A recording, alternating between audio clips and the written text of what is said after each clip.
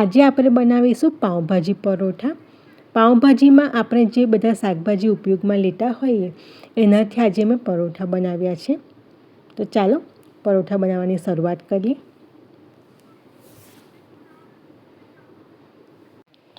પાઉંભાજી પરોઠા બનાવવા માટે મેં અહીંયા ફ્લાવર લીધું છે થોડું, 2-3 ટુકડા ગાજરના આ રીતે લઈ લેવાના, એક નાનો ટુકડો કેપ્સિકમ લીધું છે અને 1/4 કપ વટાણા લીધા છે અને એક નાનો ટુકડો આપણે કોબીજનો લઈ લેવાનો છે। તો આ બધા જ શાકભાજી આપણે ચોપરથી ચોપ કરી લેવાના છે। પાઉંભાજીમાં તમે જે શાકભાજી ઉપયોગમાં લેતા હોય તે બધા જ શાકભાજી અહીંયા લઈ શકો છો। તો ચોપરથી આ રીતે આપણે બધા શાકભાજી ચોપ કરી લીધા છે। એક પેનમાં 3 ચમચી તેલ લઈ લઈશું।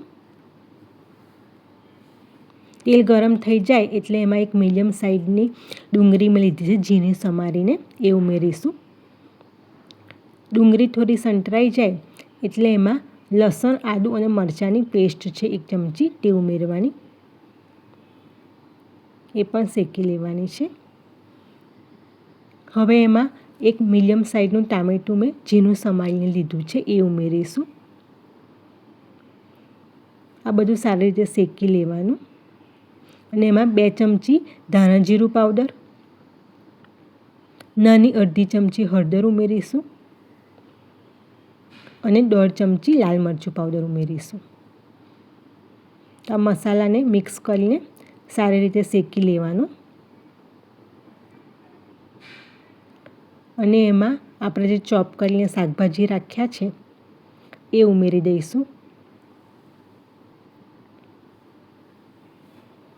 તો આ બધું જ મિક્સ કરી દેવાનું છે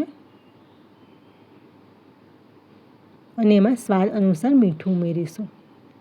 તો બસ શાકભાજીને હવે 4 થી 5 મિનિટ સુધી આપણે એને ચડવા દઈશું।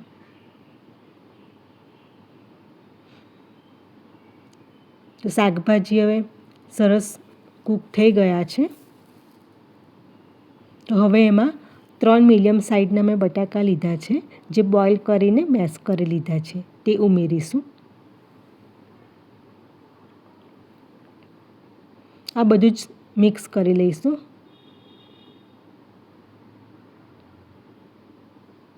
અને એમાં 1 ચમચી પાઉંભાજીનો મસાલો એડ કરું છું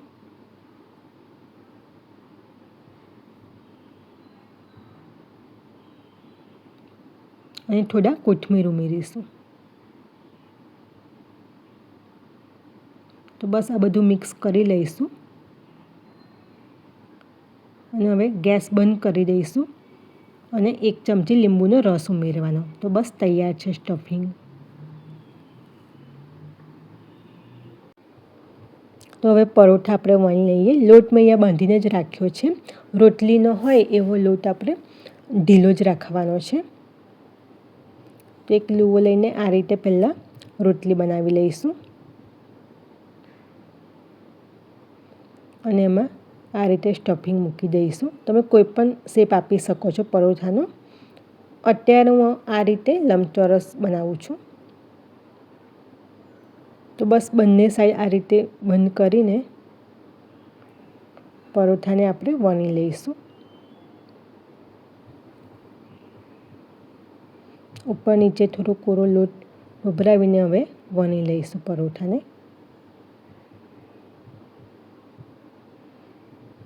તો બસ તૈયાર છે, હવે એને શેકી લઈએ।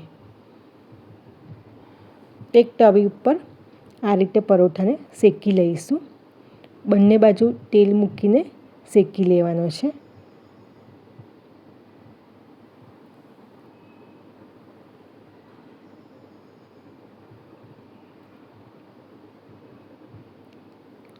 બંને બાજુ સરસ ક્રિસ્પી થઈ જાય એ રીતે શેકી લઈશું। તો તૈયાર છે પાઉંભાજી પરોઠા। આ રીતે કટ કરીને પણ જોઈ લઈએ। તો આ પરોઠા ખાવામાં ખૂબ જ ટેસ્ટી લાગે છે અને હેલ્ધી પણ છે। રેસીપી ગમી હોય તો ચોક્કસથી ટ્રાય કરજો। તો આ પરોઠાને આપણે આ રીતે બટર લગાવીને પણ ખાઈ શકીએ છીએ અને તમે એને દહીં અને સોસ સાથે પણ ખાઈ શકો છો।